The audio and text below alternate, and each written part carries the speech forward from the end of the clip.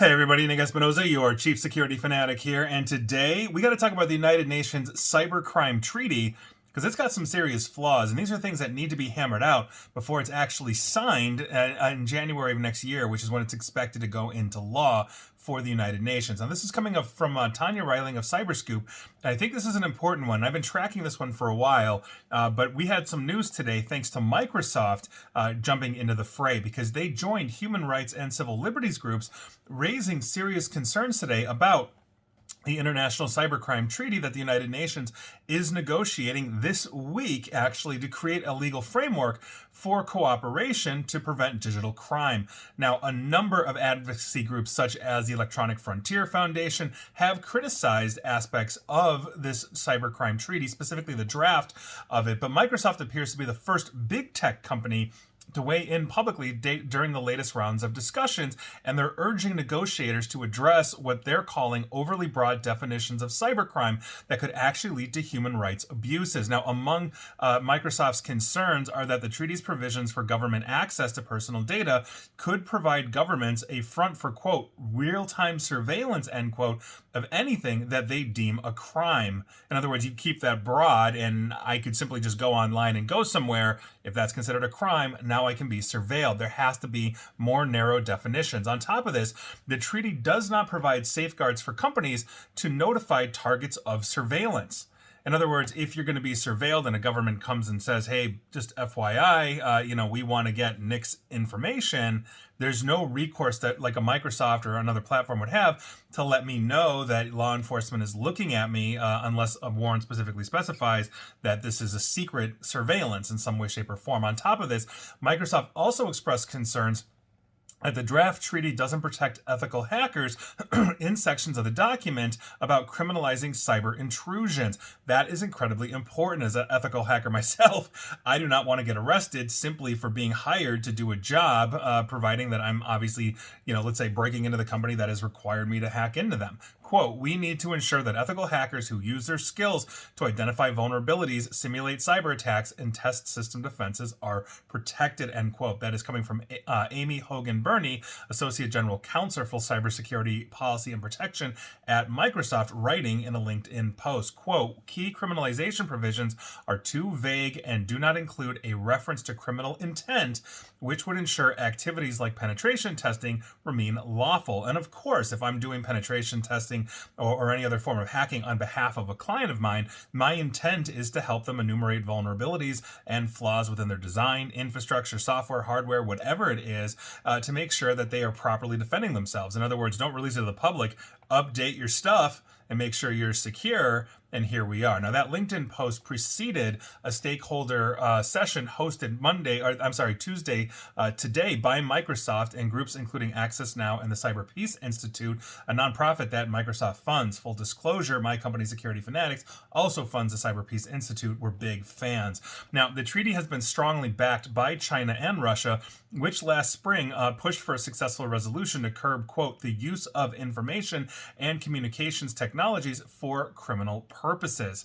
There you go. Backed by China and Russia. That alone, for me, just raises eyebrows. But since treaty negotiations began in 2021, critics have raised enormous amount of issues here. Several groups, including Access Now, EFF, and Human Rights Watch, hosted a briefing last week to voice concerns that the treaty could facilitate expanded surveillance by law enforcement and undermine privacy and free expression by journalists, activists, and marginalized groups within their borders. Think the Uyghurs in China, if they're going online to simply say, hey, we're being mistreated, now maybe that requires surveillance. Not that China would even uphold that treaty anyway and just surveil whoever they want to surveil anyway. They've got a history of doing that. Now, to continue, and I quote, the treaty could harm the very people it is meant to protect. That is from Carrie Schenkman, human rights attorney at Article 19. That's a nonprofit that defends freedom of expression globally during this briefing, talking during this briefing. Now, despite ongoing criticisms of this treaty, the U.S. government expressed optimism about the outcome of these negotiations. The U.S. State Department was, quote, optimistic that the negotiations are on a path towards a consensus-based treaty that will help countries fight the scourge of cybercrime, end quote. Now, I think that's great, and I do think we need a cybercrime treaty, but we have to protect quite a bit. As I mentioned, basically the final vote will not take place until January 2024, and essentially the current negotiations are running through this Friday on that. So stakeholders obviously are talking with the United Nations, et cetera, et cetera. But obviously I think this is a very important thing. We need to make sure that we are protecting essentially those that, let's say, ethical hackers, but we're also protecting minorities, journalists, et cetera, et cetera. And so the definitions, I think, are really the important side of this. And the other side that's important is the intent as well, meaning if we are not looking at, let's say, protecting a journalist who, let's say, is receiving sensitive information from a whistleblower, and now that journalist is considered to do a cybercrime, or have committed a cybercrime, then does a government get to surveil them?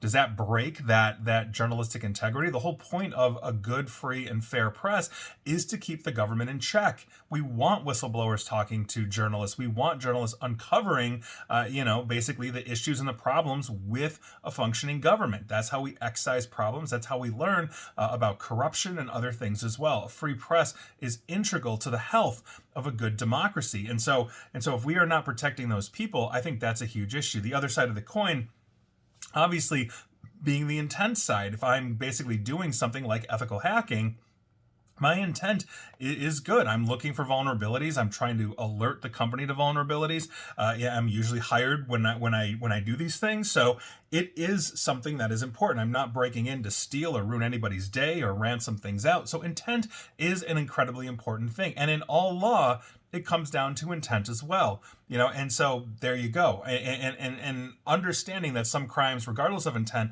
will still be crimes. But when you are talking about things like hacking, intent is a very, very purposeful thing. It needs to be expressly, clear of what is happening here. So there you go. Those are my thoughts on this. I think this treaty does need more work, just given everything that I've read about it outside of this article from Cyberscoop, which I thought was a good, just core write-up on this. But I think it needs more work, and hopefully if it's going to be voting and going online in the beginning of 2024, they're going to have hammered these provisions out, making it more specific. We have hacking treaties as well across the globe, interestingly enough, through the UN, and interestingly enough, the most visible non-signers of those treaties, meaning those that did not participate, were Russia and China. So now them coming up with a cybercrime bill that basically says, yes, here's a massive scope, no intent needed of what this is, gives them essentially a free hand under international law to do what they want, and that just can't happen. And so while we're optimistic, we've got to fix these flaws. And if this goes online as is, there may be legions of cybersecurity professionals that simply may not want to ply their trade, even if their intent is good, because they may be running afoul of the law, and that's the last thing you want. I don't want a warrant from Russia because I happen to be helping, let's say, a company in Ukraine. So there you go. And that is your news of the day. And please like, share, follow me here on Facebook and Twitter at NickAESP. And please feel free to subscribe to me at YouTube as well. And as always, stay safe, stay online, and please attempt to stay private. Thanks, everybody.